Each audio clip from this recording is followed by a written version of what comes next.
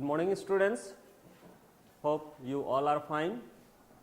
Today we are going to discuss about atoms. ठीक है, क्योंकि अब तक हम लोगों ने जो पढ़ा है इससे ये कंफर्म हो गया है कि जितने भी मैटर्स हैं they all are made by a tiny particles and name of that tiny particle is known as atom. अब ये एटम क्या है इसके बारे में हम लोगों को पढ़ना है. तो आज हम लोग एटम क्या है उसके बारे में हम लोग डिस्कस करेंगे इस वीडियो में, जो कि ये मेरा छठा वीडियो है इस चैप्टर से रिलेटेड. ठीक है, कल पांचवा वीडियो में हम लोगों ने क्या डिस्कस किया था, तो limitation about the Dalton's atomic theory. यानी कल के वीडियो में जो पांचवा वीडियो था उसमें हम लोगों ने डिस्कस किया था डाल्टन्स एटॉमिक थ्योरी जो उन्होंने दिए थे उनमें क्या लिमिटेशन था. तो एक बार हम उसको रिकैप कर देते हैं. ठीक है, उन्होंने जो थ्योरी दिया था डाल्टन्स ने उसमें कुछ ड्रॉबैक्स थे. ठीक है, जिसको हम लोग लिमिटेशन के नाम से जानते हैं. तो ड्रॉबैक्स में पहला ये था कि जितने भी एटम्स हैं, ठीक है, उन्होंने कहा था कि जितने भी एटम्स हैं वो एटम्स जो हैं क्या है सबसे छोटे पार्ट्स हैं किसके, मैटर के. तो ये तो सही था, लेकिन साथ साथ उन्होंने ये कहा कि जो एटम्स है वो क्या नहीं होंगे, फर्दर डिवाइड नहीं होंगे, जो कि यह चीज क्या हुआ, गलत साबित हुआ. जैसे जैसे हमारा साइंस उनके समय में उतना क्या नहीं था, एडवांस नहीं था टेक्नोलॉजी में, इसलिए ये चीज उस वक्त ये साबित नहीं हो पाया. ठीक है, लेकिन जैसे जैसे धीरे धीरे हम लोगों का साइंस जैसे डेवलप करता गया, अचीवमेंट मिलता गया, वैसे वैसे इसमें क्या आ गए चेंजेस. मतलब जो चीज उन्होंने कहा उसमें ड्रॉबैक्स पाया गया. जब ये रिसर्च करने पे पता चला कि ना एटम्स जो है खुद 3 सब एटॉमिक पार्टिकल से बने होते हैं, 3 सब एटॉमिक पार्टिकल से बने होते हैं, and that 3 sub atomic particles are known as electron, proton and neutron. ये तीनों चीज से मिलके एटम खुद बना होता है. तब ये 3 चीज से मिलके बना हुआ है, दैट मीन्स पॉसिबल है कि एटम्स क्या हो सकते हैं, ये 3 चीज में ब्रेक हो सकते हैं. इसीलिए ये एक उनका क्या था, ड्रॉबैक्स था, जो उन्होंने कहा था कि एटम जो है फर्दर डिवाइड नहीं हो सकता. दूसरा ड्रॉबैक्स उनका क्या था कि उन्होंने ये कहे थे, ठीक है, कि सेम एलिमेंट्स के जो एटम्स होते हैं वो ऑल रेस्पेक्ट में क्या होते हैं, सेम होते हैं. ठीक है, उन्होंने अपने डाल्टन्स एटॉमिक थ्योरी में ये कहा था कि सेम एलिमेंट्स के एटम, जैसे सेम एलिमेंट्स में आपका मान लीजिए सोडियम एक एलिमेंट्स है, अब सोडियम के जितने भी एटम्स होंगे वो सब ऑल रेस्पेक्ट में क्या होंगे, सेम होंगे. कार्बन के जितने भी एटम्स होंगे ऑल रेस्पेक्ट में क्या होंगे, सेम. ऑक्सीजन के जो भी एटम्स होंगे वो सब क्या होंगे, सेम होंगे. उनका कहना ये था. लेकिन जब आइसोटॉप्स के बारे में डिस्कवर हुआ तो ये उनका लॉजिक क्या हुआ, फेल हो गया. ठीक है, क्योंकि आइसोटॉप्स उस तरह के एटम्स हैं, ठीक है, जिनके एटॉमिक नंबर सेम होते हैं लेकिन मास नंबर क्या होते हैं, डिफरेंट होते हैं. जैसे ऑक्सीजन के एटॉमिक नंबर 8 होता है, मास नंबर किसी का 16, किसी का 18, किसी का 17 भी पाया जाता है. ठीक है, तब ये सेम है एलिमेंट्स, लेकिन इन लोगों का मास नंबर क्या हो गया, डिफरेंट हो गया. लेकिन उन्होंने क्या कहा था, ऑल रेस्पेक्ट में क्या होंगे, सेम होंगे. तो यहां पे ये भी एक ड्रॉबैक्स हुआ. ठीक है, फिर उसी तरह तीसरा ड्रॉबैक्स क्या निकला उनका कि उन्होंने क्या कहे थे कि जितने भी डिफरेंट एलिमेंट्स से, ठीक है, उनके एटम्स क्या होंगे, डिफरेंट होंगे ऑल रेस्पेक्ट में. तो ये चीज भी क्या हुआ, गलत साबित हुआ. कब, जब आइसोबार के बारे में डिस्कवर हुआ. तो आइसोबार उस तरह के एलिमेंट्स के ग्रुप को हम लोग कहेंगे, ठीक है, जिनके एटम, ठीक है, जिनके एटम के एटॉमिक नंबर क्या होते हैं, डिफरेंट होते हैं. ठीक है, एटॉमिक नंबर डिफरेंट होते हैं लेकिन मास नंबर क्या होते हैं, सेम होते हैं. मास नंबर क्या होते हैं, सेम होते हैं. एग्जाम्पल के तौर पे कैल्शियम, पोटेशियम ले सकते हैं, चाहे आर्गन ले सकते हैं. ठीक है, तो कैल्शियम और पोटेशियम दोनों का एटॉमिक नंबर डिफरेंट डिफरेंट है, 19 और 20. पोटेशियम 19 और 20 आपका कैल्शियम, लेकिन मास नंबर कैल्शियम का 40 और पोटेशियम का भी 40. तो ये डिफरेंट एटम्स लेकिन मास नंबर सेम. तो ऑल रेस्पेक्ट में कहां डिफरेंट हुए, मास नंबर तो यहां पे सेम पाया जा रहा है. ठीक है, तो ये भी एक ड्रॉबैक्स.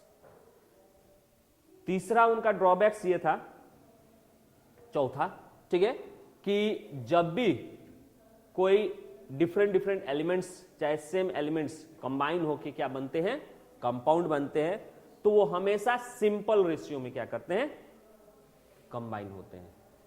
लेकिन ये भी गलत साबित हुआ। कुछ ऐसे कंपाउंड हमारे नेचर में एग्जिस्ट है, सही के जैसे शुगर, ठीक है, शुगर का रेशियो अगर देखा जाए तो C12H22O11, ठीक है, तो ये उनका क्या हुआ, कंसेप्ट भी गलत साबित हुआ, ठीक है, क्योंकि ये सिंपल रेशियो में है नहीं, ठीक है।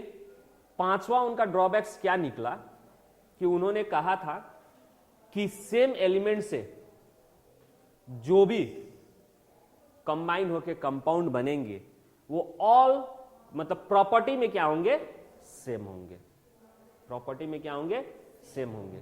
लेकिन जैसे एलोट्रोप्स का डिस्कवर हुआ, जैसे एलोट्रोप्स ऑफ कार्बन, जिसमें आप लोग क्या पढ़ेंगे, ग्रेफाइट, डायमंड के बारे में पढ़ेंगे, ठीक है, तो ये सब क्या है, एलोट्रोप्स हैं, किसके, कार्बन के, जिसमें सिर्फ कार्बन ही है, दूसरा कोई चीज नहीं है, ठीक है। आपके कोयला में भी कार्बन सिर्फ है, पार्टिकल्स, एटम्स, ठीक है। डायमंड में भी सिर्फ कार्बन कार्बन मिलके डायमंड बना है, ग्राफाइट भी कार्बन कार्बन मिलके बना है। लेकिन जब इनकी प्रॉपर्टी आप देखिएगा तो प्रॉपर्टी क्या पाएंगे आप, डिफरेंट पाएंगे। तो फिर कैसे, सेम एटम से मिलके बने हैं तो प्रॉपर्टी सेम होने चाहिए, ठीक है। तो ये 5 हम लोगों ने कल क्या किया, डिस्कस किया, ठीक है, एटॉमिक मतलब डाल्टन्स एटॉमिक थ्योरी के ड्रॉबैक्स, ठीक है। आज हम लोग स्टार्ट करते हैं अपना वीडियो, ठीक है, जिसमें हम लोगों को क्या पढ़ना है, एटम्स के बारे में पढ़ना है। तो अभी तक हम लोगों ने जो भी पढ़ा, इससे ये कॉन्सेप्ट क्लियर है, चैप्टर 1, चैप्टर 2, चैप्टर 3, ठीक है। इससे हमारा वीडियो कॉन्सेप्ट ये क्लियर है कि जितने भी, ठीक है, जितने भी मैटर्स हैं उस सभी जो है स्मॉलेस्ट पार्टिकल से बने होते हैं, and that smallest particles is known as atom, ठीक है। तो let's start our video. Atom पहले है क्या, ठीक है, तो यहां पे देख सकते हैं व्हाट इज एन एटम, ठीक है। तो an atom is defined as the smallest particles of the matter, जो कि हम लोग पहले से जानते हैं। एटम जो है क्या है, smallest particles of the matter है, ठीक है, which may or may not be capable of free existing, ठीक है, जो कि क्या है, मे or may not be capable of free existing, यानी कुछ फ्री एग्जिस्ट होते हैं और कुछ क्या नहीं होते हैं, फ्रीली एग्जिस्ट नहीं होते हैं। अब ये क्या है उसके बारे में भी हम बताएंगे, ठीक है। नेक्स्ट, हाउएवर, कुछ भी हो, ठीक है, it is the smallest particle that take part in a chemical reaction. लेकिन जो भी केमिकल रिएक्शन होता है उसमें ये स्मॉलेस्ट पार्टिकल ही क्या करते हैं, टेक पार्ट होते हैं। यानी कोई भी चीज आप कंबाइन करते हैं, एलिमेंट एलिमेंट कंबाइन कीजिए, तो वो एलिमेंट एलिमेंट कंबाइन नहीं होते हैं, उस एलिमेंट के एटम और इस एलिमेंट के एटम एक दूसरे से क्या करते हैं, कंबाइन होते हैं। यानी केमिकल रिएक्शन में एटम्स पार्ट लेते हैं, ठीक है, टेक पार्ट करते हैं। तो this is the definition of atom, यानी atom is the smallest particles of the element, और you can say that matter, ठीक है, which may or may not be exist freely, ठीक है। हाउएवर द स्मॉलेस्ट पार्टिकल्स जो atom है, ठीक है, that take part in a chemical reaction, ठीक है। All of you understand definition. अब यहां पे आपका जो मे और मे नॉट बी का बात किया है, ठीक है, मे और मे नॉट बी का बात जो किया है यहां पे कि दे मे एग्जिस्ट फ्रीली और मे नॉट बी, ठीक है। तो जैसे आप नेचर में पाएंगे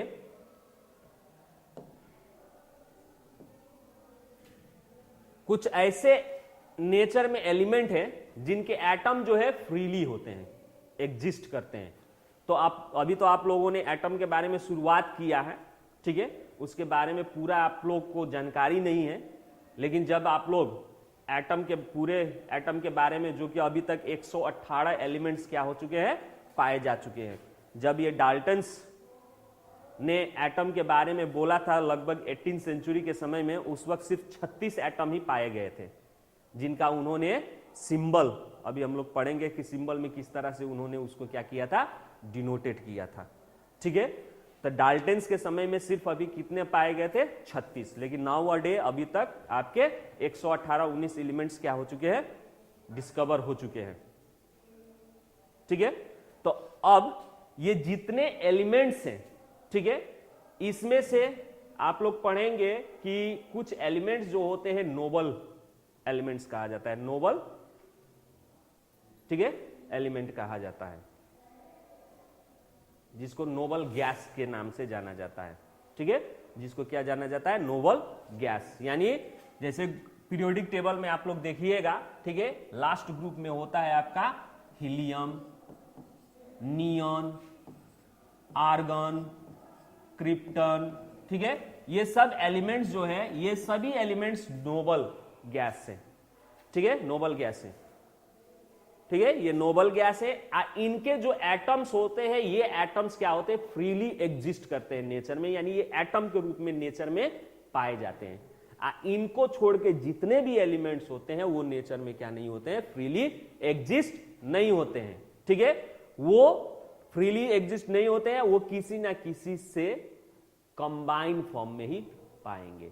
जैसे एग्जांपल में जितने भी बाकी एलिमेंट्स हैं, आप लोगों ने अभी पूरे का नाम तो सुना नहीं है, लेकिन जो कॉमन एलिमेंट्स के नाम आप लोगों ने सुना होगा, जैसे हाइड्रोजन, ऑक्सीजन, ठीक है, नाइट्रोजन, सल्फर, ठीक है, पोटासियम, सोडियम, ठीक है, एल्यूमिनियम, ये सब नाम कॉमन, कैल्शियम, ये सब आप लोगों ने नाम सुना है। ठीक है, तो ये जितने भी नोबल गैस एलिमेंट्स को छोड़ के जितने भी एलिमेंट्स हैं वो नेचर में फ्रीली एग्जिस्ट नहीं करते हैं। अब सवाल आता है कि ये क्यों करते हैं या वो क्यों नहीं करते हैं। ठीक है, तो इसको आप लोग जैसे जैसे पढ़ते जाइएगा इस चैप्टर को, चाहे हायर क्लासेस में जाइएगा, आप लोगों को समझ में आएगा। वैसे वैलेंसी जब पढ़ाएंगे इस चैप्टर में, उसमें भी समझ में आएगा। वैसे हम कुछ बता देते हैं शॉर्ट फॉर्म में, ठीक है, कि ये जितने भी नोबल गैस एलिमेंट्स हैं, जितने भी नोबल गैस एलिमेंट्स हैं, यानी एटम को स्टेबल होने के लिए, ठीक है, एटम को स्टेबल, यानी जो यहां पे आपका एग्जिस्ट हो रहा है, फ्रीली एग्जिस्ट, वो उसको क्या कहते हैं, स्टेबल इन नेचर है। अब बाकी जितने भी हैं अनस्टेबल हैं। ठीक है, तो स्टेबल होने के लिए जो इलेक्ट्रॉन का डिस्ट्रीब्यूशन है, जब आप लोग इलेक्ट्रॉनिक कॉन्फ़िगरेशन पढ़िएगा, इलेक्ट्रॉन का जो डिस्ट्रीब्यूशन है, तो उस डिस्ट्रीब्यूशन में जिस एटम के आउटर मोस्ट सेल हमेशा क्या हो, ऑक्टेड हो या फिर डुप्लेट। तो सिर्फ डुप्लेट हीलियम केस में होता है, बाकी में क्या होता है, ऑक्टेड। यानी जिस एटम के आउटर मोस्ट सेल में जो इलेक्ट्रॉन का इलेक्ट्रॉनिक कॉन्फ़िगरेशन है, इलेक्ट्रॉन का जो डिस्ट्रीब्यूशन है, तो उस डिस्ट्रीब्यूशन के हिसाब से जिस एटम के आउटर मोस्ट सेल में 8 गो इलेक्ट्रॉन हो, वो क्या होते हैं, आपके स्टेबल होते हैं। तो जितने भी ये हीलियम है, सॉरी हीलियम कह रहे हैं, नोबल गैस एलिमेंट्स है, इस सभी के आउटर मोस्ट सेल क्या होते हैं, फुलफिल होते हैं। दैट मींस 8 गो इलेक्ट्रॉन पाए जाते हैं, एक्सेप्ट हीलियम। हीलियम में डुप्लेट होता है, 2 गो होता है, यानी उसका आउटर मोस्ट सेल के सेल है।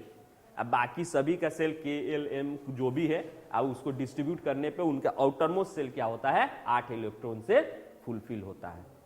क्लियर? इसीलिए वो क्या होते हैं, स्टेबल। स्टेबल एलिमेंट्स ही क्या करते हैं, नेचर में फ्री एग्जिस्ट होते हैं।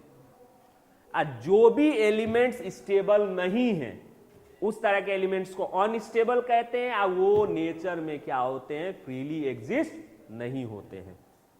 ठीक है, और जो स्टेबल होते हैं वो फ्रीली एग्जिस्ट होते हैं। यानी हीलियम जितने भी हैं, ये हीलियम एंड नियोन, आर्गन, ये जितने भी हैं, ये क्या होते हैं, स्टेबल होते हैं। बात समझ गए? क्योंकि आउटर मोस्ट सेल इसका क्या है, फुलफिल है, ऑक्टेड है, डुप्लेट है, इसीलिए ये क्या होता है, स्टेबल है। स्टेबल वाली चीज एग्जिस्ट करते हैं। और जितने भी बाकी एलिमेंट्स हैं, इनको छोड़ के, ठीक है, बाकी एलिमेंट्स के आउटर मोस्ट सेल क्या नहीं होते, फुलफिल नहीं होते हैं। दैट मींस ऑक्टेड नहीं होते हैं, इसीलिए वो अनस्टेबल है, इसीलिए वो नेचर में फ्रीली एग्जिस्ट नहीं करते हैं। चाहे वो कोई भी, ये कॉमन जो भी है तुम लोगों को नाम हमने बोला, ये कोई भी एलिमेंट्स के आउटर मोस्ट सेल क्या नहीं होते हैं, फुलफिल नहीं होते हैं, यानी किसी के भी आउटरमोस्ट शेल में 8 या 2 इलेक्ट्रॉन नहीं होता है। क्लियर? इसीलिए ये क्या नहीं होते हैं, स्टेबल नहीं होते, ये क्या होते हैं, अनस्टेबल। अब ये अनस्टेबल है, दैट मीन्स ये अपने आप को, अब दूसरी बात, जैसे आप लोगों ने साइंस में पढ़ा, फिजिक्स में पढ़ा होगा, इनरेशिया, ठीक है, इनरेशिया क्या होता है, क्षमता होता है, प्रॉपर्टी होता है किसी भी ऑब्जेक्ट का, ठीक है, कि अगर वो जिस पोजीशन में है उस पोजीशन में रहे, पढ़े थे ना। उसी तरह हर एक एलिमेंट्स का भी क्या होता है, एक सपना होता है, ठीक है, क्या, कि हम भी क्या बने, स्टेबल बने, ठीक है, वो तो चाहता है कि हम भी क्या हो जाएं, स्टेबल हो जाएं। तो इसीलिए जितने भी ये अनस्टेबल एलिमेंट्स है, ठीक है, ये जितने भी अनस्टेबल एलिमेंट्स है, ये क्या करते हैं, किसी ना किसी के साथ कंबाइन हो जाते हैं, और कंबाइन होके वो स्टेबल होते हैं, यानी उनके आउटर मोस्ट शेल क्या होता है, फुलफिल होता है। अब वो चाहे आपका इलेक्ट्रॉन लूजिंग और गेनिंग करके, ठीक है, आयंस में चेंज हो जाए, और आयंस आयंस अट्रैक्ट होके क्या बन जाए, कंपाउंड बन जाए। उस तरह के कंपाउंड को इलेक्ट्रोवैलेंट कंपाउंड कहते हैं, जो कि आप लोग नेक्स्ट क्लास में पढ़िएगा, नेक्स्ट क्लास 10 में पढ़िएगा, ठीक है। या फिर शेयरिंग करके अपने में, म्यूचुअल शेयरिंग, जैसे फेसबुक में आप लोग देखे होंगे म्यूचुअल शेयर, फ्रेंड्स कि आप में भी है उसमें भी है, तो उसी तरह म्यूचुअल शेयरिंग, ठीक है, वो एक दूसरे में अपने में ही समझौता करके क्या करते हैं कि मैं जब उसको जरूरत हो तो उसका इलेक्ट्रॉन लेके आइए, अपना इलेक्ट्रॉन देके अपना क्या कर लेते हैं, दोनों अपना फुलफिल कर लेते हैं। उस तरह के शेयरिंग को हम लोग क्या कहते हैं, जो कंपाउंड बनता है एक दूसरे से कंबाइन होके, चाहे वो सेम एलिमेंट्स हो सकते हैं, चाहे डिफरेंट एलिमेंट्स के साथ, उस तरह के कंपाउंड को हम लोग क्या कहते हैं, कोवैलेंट कंपाउंड। क्या कहते हैं, कोवैलेंट कंपाउंड। इसको भी आप लोग नेक्स्ट क्लास में पढ़िएगा, ठीक है, 10th में पढ़िएगा। तो अब यहां पे एक सिंपल सा एलिमेंट्स लेके हम बता देते हैं आपको, जैसे सोडियम, ठीक है, जिसका एटॉमिक नंबर कल भी बोले थे 11, ठीक है, और एक क्लोरीन जिसका एटॉमिक नंबर कितना होता है, 17। अब इन लोगों का इलेक्ट्रॉनिक कॉन्फ़िगरेशन जो दर्शाने का है, ठीक है, तो कल भी आप लोगों को हम बोले थे कि जो न्यूक्लियस होता है इसमें प्रोटॉन और क्या होता है, न्यूट्रॉन होता है। तो नंबर ऑफ प्रोटॉन चाहे नंबर ऑफ इलेक्ट्रॉन वो कितना होता है, जितना एटॉमिक नंबर होता है उतना ही इसका नंबर ऑफ प्रोटॉन और नंबर ऑफ क्या होता है, इलेक्ट्रॉन होता है, ठीक है। तो उस हिसाब से प्रोटॉन इसका 11 हो गया, किसका, सोडियम का। अब इलेक्ट्रॉन कितना है, तो 11। अब उसको कैसे डिस्ट्रीब्यूट करें, ठीक है, तो एक फॉर्मूला है आपका 2n²। n मतलब नंबर ऑफ सेल। तो अगर n इक्वल टू 1 करते हैं, n equal to 1 that means k cell, ठीक है, तो इस सेल को आप मान लीजिए k सेल, ठीक है। तब इसमें अब इसका n का वैल्यू हम अगर यहां पे क्या डाल दें, 1 डाल दें, तो 2 × 1 का होल स्क्वायर इक्वल टू 2 होता है ना जी। तो इसका k सेल का क्षमता कितना है, 2 ही इलेक्ट्रॉन का, तो ये 2 इलेक्ट्रॉन लेता है। अब इस पे 2 से ज्यादा इलेक्ट्रॉन क्या नहीं हो सकते हैं, एग्जिस्ट नहीं करेंगे। तब बचा इलेक्ट्रॉन अब दूसरे सेल में, ठीक है, तब दूसरा सेल यानी n इक्वल टू 2 मान लोगे तो 2 का स्क्वायर, ठीक है, कितना हो जाएगा, 8। तब इसके आउटर इस सेल का नाम क्या होगा, k के बाद l सेल। तो इस सेल का नाम l हो गया, इसमें 8 इलेक्ट्रॉन, ठीक है, 1 2 3 4 5 6 7 8 इलेक्ट्रॉन। अब 8 से ज्यादा नहीं रहेंगे, ठीक है। तो फिर अब क्या होगा, नेक्स्ट सेल। तो नेक्स्ट सेल हम लोग मान लें क्या है, थर्ड सेल इसका क्या हो जाएगा, k के बाद KLM, ठीक है। तो अब कौन इलेक्ट्रॉन बचा है, एक ही बचा है, तो वो ऑब्वियसली इसमें होगा, ठीक है। तो अब जैसे हमने पहले ही बोला कि जिसके आउटरमोस्ट सेल में क्या होंगे, ऑक्टेट होंगे या डुप्लेट होंगे, वही क्या करता है, आपका क्या होता है, फ्री एग्जिस्ट होता है। तो डुप्लेट भी हीलियम है, यानी डुप्लेट मतलब के सेल, उसका सिर्फ के ही सेल होना चाहिए, बाकी सेल नहीं होना चाहिए। उस एलिमेंट का जो डुप्लेट होता है उस एलिमेंट का सिर्फ के सेल होना चाहिए। तो ऐसा सिर्फ हीलियम का होता है, ठीक है, ऐसा सिर्फ हीलियम का होता है, बाकी किसी का नहीं होता है, क्योंकि हीलियम का एटॉमिक नंबर 2 होता है। तो 2 होता है तो 2 इलेक्ट्रॉन होगा, तो के सेल में 2 फुलफिल हो गया। बात समझ गए? बाकी कोई सेल नहीं हो। अब देखिए, अब हीलियम के बारे में हम बता दें।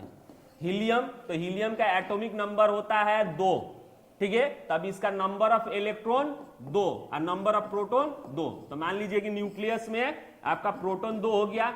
अब इलेक्ट्रॉन को डिस्ट्रीब्यूट करना है, तो के सेल में कितना? 2। तो 2 ही क्षमता है, 2 को हो ही गया। तो ये आपका क्या है? फुलफिल हुआ। तो ये डुप्लेट केस कहा जाता है। ये क्या केस कहा जाता है? डुप्लेट, दुगो हो गया, ठीक है। तो ये आपका फुलफिल है। आउटर मोस्ट सेल इसका फुलफिल है, क्योंकि के सेल में 2 ही इलेक्ट्रॉन रहेंगे, उससे ज्यादा नहीं रहेंगे।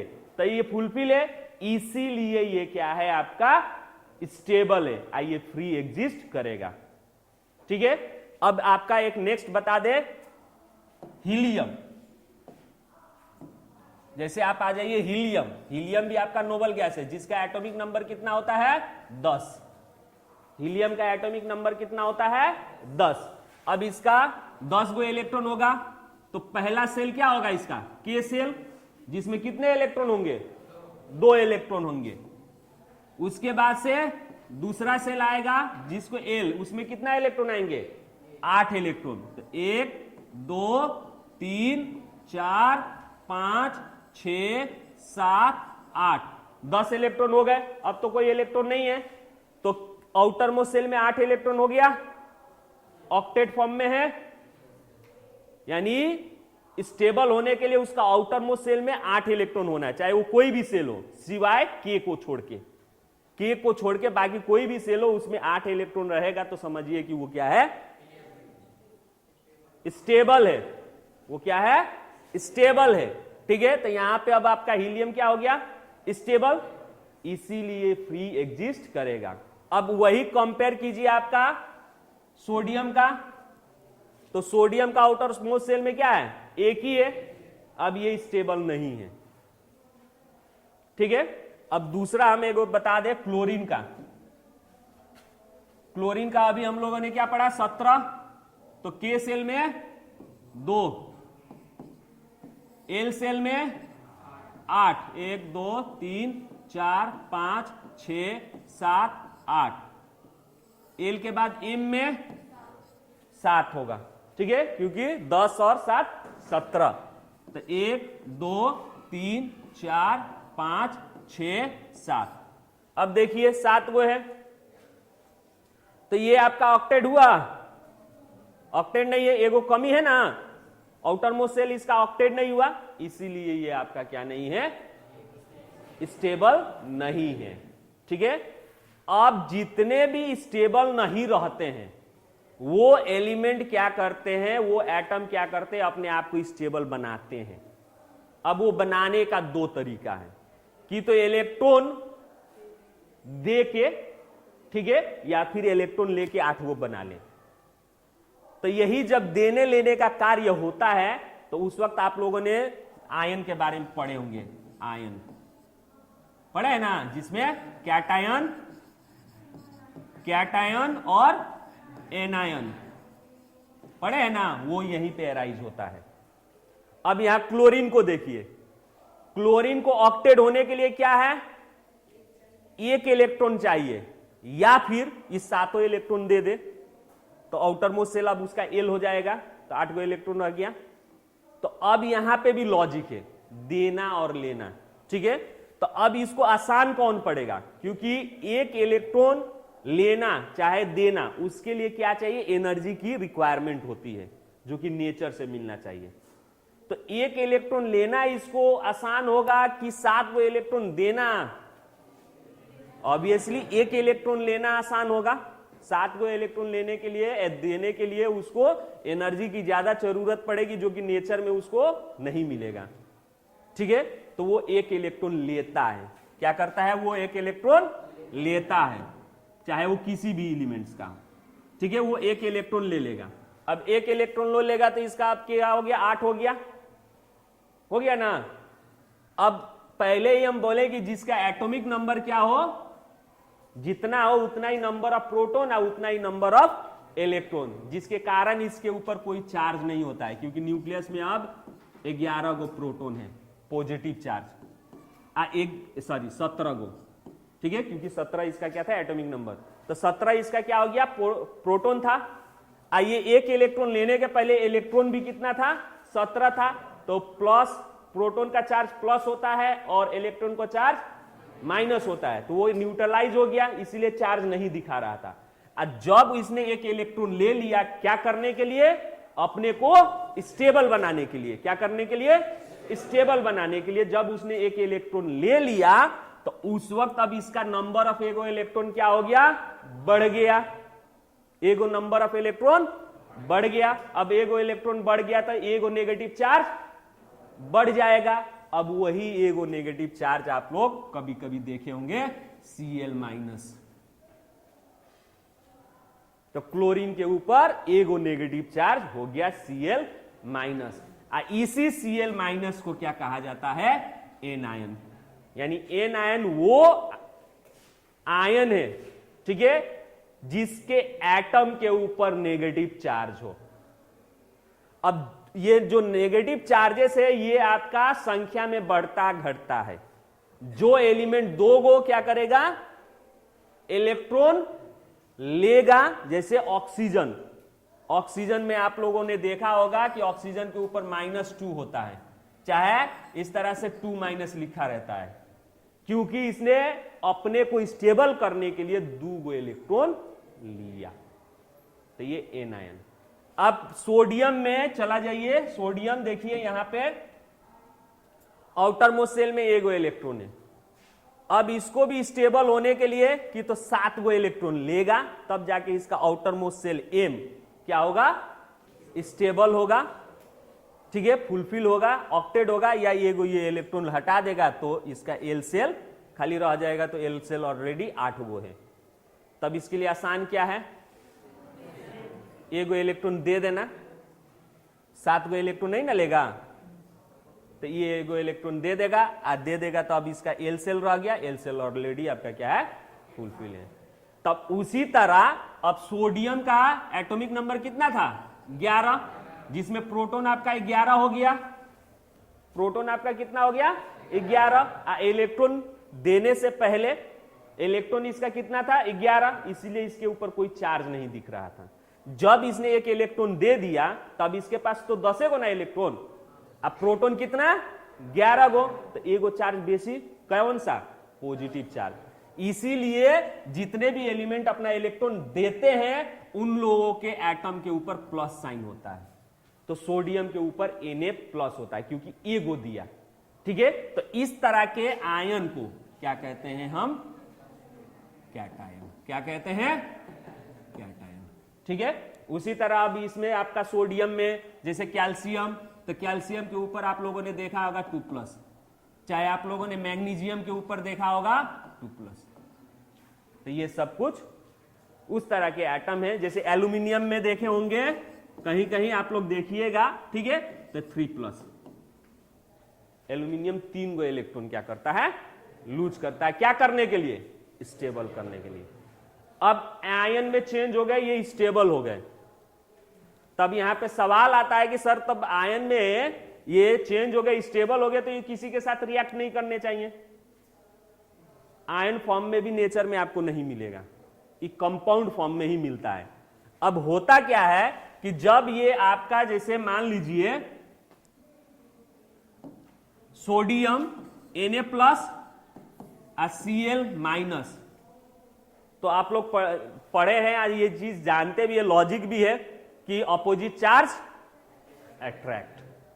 अपोजिट चार्ज क्या होते हैं, अट्रैक्ट होते हैं। तो जैसे ही आपके पॉजिटिव और नेगेटिव आयंस एक दूसरे के सामने आते हैं, वो अपने चार्जेस के कारण अट्रैक्ट होते हैं by a force. That force is known as electrostatics force, ठीक है। उस फोर्स के कारण वो अट्रैक्ट हो जाते हैं, एक कंपाउंड बना देते हैं, क्रिस्टल फॉर्म ऑफ कंपाउंड बनाते हैं, जो कि हार्डेस्ट कंपाउंड।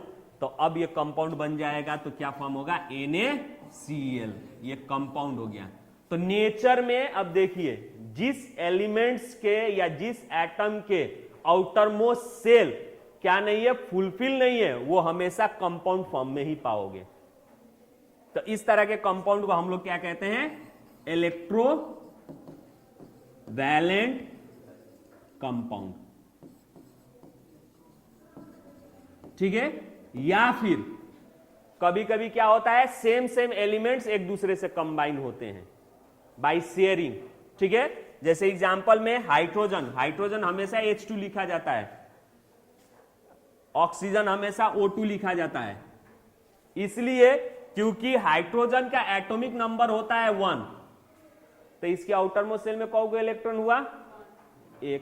लेकिन इसको अब स्टेबल होने के लिए क्या चाहिए, एक और चाहिए ना, क्योंकि डुप्लेट होना चाहिए कम से कम K सेल। तो अब ये कि तो दूसरे के साथ कंबाइन होकर वो प्रॉब्लम सॉल्व कर सकता है, या फिर एक हाइड्रोजन ये हो गया और दूसरा हाइड्रोजन ये हो गया, तो इस हाइड्रोजन ने इसका एक लेके अपना डुप्लेट कर लिया, इस हाइड्रोजन ने इसने इसका लेके डुप्लेट कर लिया और एक कंपाउंड बना जाते, एक क्या बना लेते हैं, बॉन्ड बना लेते हैं, जिस बॉन्ड से ये दोनों अटैच हो जाते हैं, उस बॉन्ड को हम लोग क्या कहते हैं, कोवैलेंट बॉन्ड। इस तरह के मॉलिक्यूल्स को चाहे कंपाउंड को हम लोग क्या कहते हैं, कोवैलेंट कंपाउंड चाहे कोवैलेंट मॉलिक्यूल्स। तो इस तरह से ये कंबाइन, अब ये क्या है, कंबाइन हो गया, तो ये अब ऑक्टेट हो गया, डुप्लेट हो गया, ठीक है। ये अब स्टेबल हो गए। अब नेचर में ये चीज पाया जाएगा, लेकिन नेचर में आप खोजिएगा कि हाइड्रोजन खाली मिले एटम, नहीं मिलेगा। तो इसीलिए वो डेफिनेशन में लिखा है कि मे बी एग्जिस्ट, क्या, फ्रीली एग्जिस्ट, एटम में भी क्या है, freely exist, may or may not भी फ्रीली एग्जिस्ट, या हो सकते हैं एग्जिस्ट, तो हो सकते हैं एग्जिस्ट में आपके क्या आएंगे, हीलियम, यानी जो भी ये आपके नोबल गैसेस हैं, नोबल एलिमेंट्स है, ये सब आपके फ्री एग्जिस्ट होते हैं। बाकी इसको छोड़ के कोई भी एलिमेंट्स नेचर में फ्रीली एग्जिस्ट नहीं होता है, वो हमेशा कंबाइंड फॉर्म में होता है। क्यों होता है, रीजन इज दैट। समझ में आ गया, क्लियर, ओके। तो to be continue in next video, तब तक के लिए thank you, have a nice day.